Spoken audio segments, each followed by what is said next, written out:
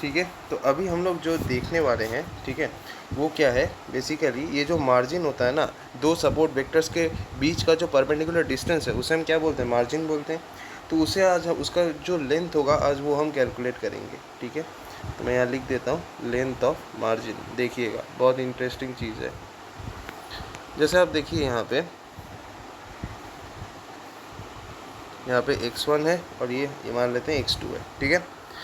तो ऐसा कुछ है, मान लीजिए मेरे पास एक क्लास ऐसा है जो कि हम मान लेते हैं कुछ इस तरह से है। ऐसे में जानबूझ के एक पॉइंट बाहर निकाला जो कि सपोर्ट वेक्टर का काम करेगा। अरे यार, और मान लेते हैं यहाँ पे एक दूसरा क्लास है जो कि कुछ ऐसा है, ठीक है। तो क्या हम इसको लीनियरली सेपरेट कर सकते हैं? हाँ, क्योंकि ये लीनियरली सेपरेबल है तो हम इसको इस तरह से, अरे यार, इस तरह से लीनियरली सेपरेट कर सकते हैं। दोनों सपोर्ट वेक्टर्स जो है उनका डिस्टेंस इक्वल है यहाँ से।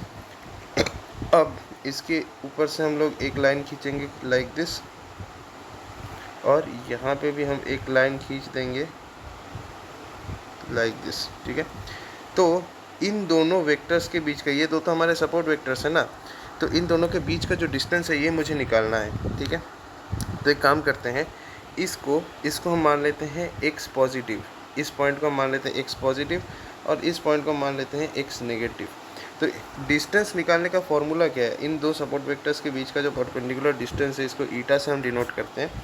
ये निकालने का जो फॉर्मूला होता है भाई, वो होता है nothing but W transpose divided by mod of W into x positive point, x का जो पॉजिटिव पॉइंट है वो माइनस एक्स का नेगेटिव पॉइंट वो, ठीक है। तो अब देखो एक्स पॉजिटिव हम कैसे निकालेंगे, मान लेते हैं एक्स पॉजिटिव यानी ये वाला पॉइंट। तो इसका इस पॉइंट के ऊपर से जो लाइन जा रहा है, इस पॉइंट के ऊपर से जो लाइन जा रहा है, उस लाइन का इक्वेशन क्या है? उस लाइन का इक्वेशन है W transpose x plus b equal to plus c, right.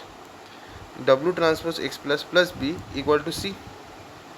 और इस पॉइंट के ऊपर से जो लाइन जा रहा है उस लाइन का इक्वेशन क्या है? W transpose x minus plus b equal to minus c, क्योंकि ये हाइपरप्लेन से लेफ्ट साइड में इसीलिए माइनस सी, ठीक है। तो ये दो इक्वेशंस तो हमें समझ में आ गए, ठीक है। जो नेगेटिव सपोर्ट वेक्टर के ऊपर से जो नेगेटिव हाइपरप्लेन है उसका इक्वेशन ये है, और पॉजिटिव हाइपरप्लेन का इक्वेशन ये है। तो इसको हम लोग क्या इस तरह से लिख सकते हैं, W transpose x plus minus W transpose x minus divided by modulus of W। हाँ, ये लिखा जा सकता है। अब एक चीज़ आप ध्यान से देखो, इस जगह को मैं मिटाता हूँ 1 सेकंड के लिए। आप मुझे ये बताओ, W ट्रांसपोज एक्स को हम, या W ट्रांसपोज एक्स प्लस को हम क्या ऐसा लिख सकते हैं C माइनस बी? क्या ये लिखा जा सकता है? बिल्कुल लिखा जा सकता है। क्या यहाँ पे भी सेम चीज़ हम यहाँ पे भी आपसे पूछेंगे, क्या W ट्रांसपोज एक्स माइनस को हम माइनस C माइनस बी लिख सकते हैं? बस B को हम इधर भेज दिए, हाँ ये भी लिख सकते हैं। तो बस ये दो ही तो चीज़ें हमें चाहिए। ये हमारा इक्वेशन 1 है, ये हमारा इक्वेशन 2 है। बैठाओ इसको यहाँ पे, W ट्रांसपोज एक्स प्लस की जगह आप क्या लिखो, C माइनस बी लिखो, माइनस, ठीक है, minus W transpose x minus की जगह आप क्या लिखोगे, माइनस C माइनस बी, ठीक। और नीचे तो हमारा मॉड W है ही, तो ये क्या आएगा, C माइनस बी, और ये प्लस C, और ये plus B divided by mod W। ये B और B कैंसिल आउट हो गए, तो ईटा का वैल्यू क्या हो गया, 2C अपॉन मॉड W। अब जब C का वैल्यू तुम्हारा 1 होगा तो ईटा क्या हो जाएगा, 2 बाई मॉड W। अब इसको ना कभी कभार ना स्लैब भी कहते हैं, जो distance between the two support vectors जो है, इसका एक दूसरा भी नाम होता है जिसे हम स्लैब कहते हैं, स्लैब। ये भी याद रखना है आपको। तो ये आपका जनरल पॉइंट है, ठीक है। दो सपोर्ट वेक्टर्स के बीच का जो डिस्टेंस है उसको हम ऐसे निकाल सकते हैं, ओके। तो ये आपको समझना है। तो आप एक चीज़ सोचो, आप एक चीज़ मुझे बताओ, अब ध्यान से देखना, बहुत ही लॉजिकल सवाल है। क्या लॉजिकल सवाल है सर? हमें तो दो सपोर्ट वेक्टर्स के बीच का डिस्टेंस मिल गया जो कि है 2C अपॉन मॉड W। तो एक चीज़ आप मुझे ध्यान से बताओ, ठीक है। मान लो अगर हमारा पॉइंट्स कुछ ऐसा है, मान लेते हैं ये प्लस है, यहाँ पे सारे आपके जो है प्लस है, और यहाँ पे जो है ये आपका क्या कहें माइनस है, और यहाँ पे सारे जो भी हैं आपके सारे माइनस हैं, और इनके बीच का जो हाइपर प्लेन ये है, ये उनका हाइपर प्लेन है, अच्छा एक काम करते हैं, इसको थोड़ा सा साइड कर देते हैं, दैट विल बी गुड।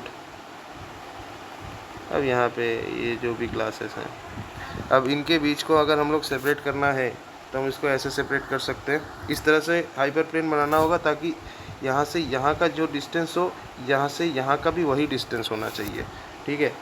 और ये तो हमारा नेगेटिव हाइपर प्लेन है, ठीक है, और ये हमारा पॉजिटिव हाइपर प्लेन है। वैसे मैं थोड़ा उल्टा बना दिया हूँ, प्लस जो है वो यहाँ होना चाहिए था और माइनस यहाँ पर, कोई ना।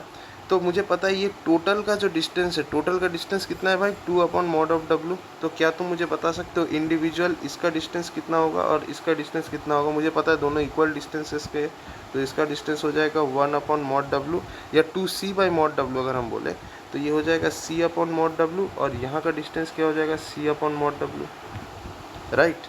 तो हाइपर प्लेन से पॉजिटिव सपोर्ट वेक्टर का जो डिस्टेंस है वो हो जाएगा c/mod(w) और हाइपर प्लेन से नेगेटिव सपोर्ट वेक्टर का जो डिस्टेंस है वो हो जाएगा c/mod(w). तभी तो दोनों मिला के 2c/mod(w) हो रहा है।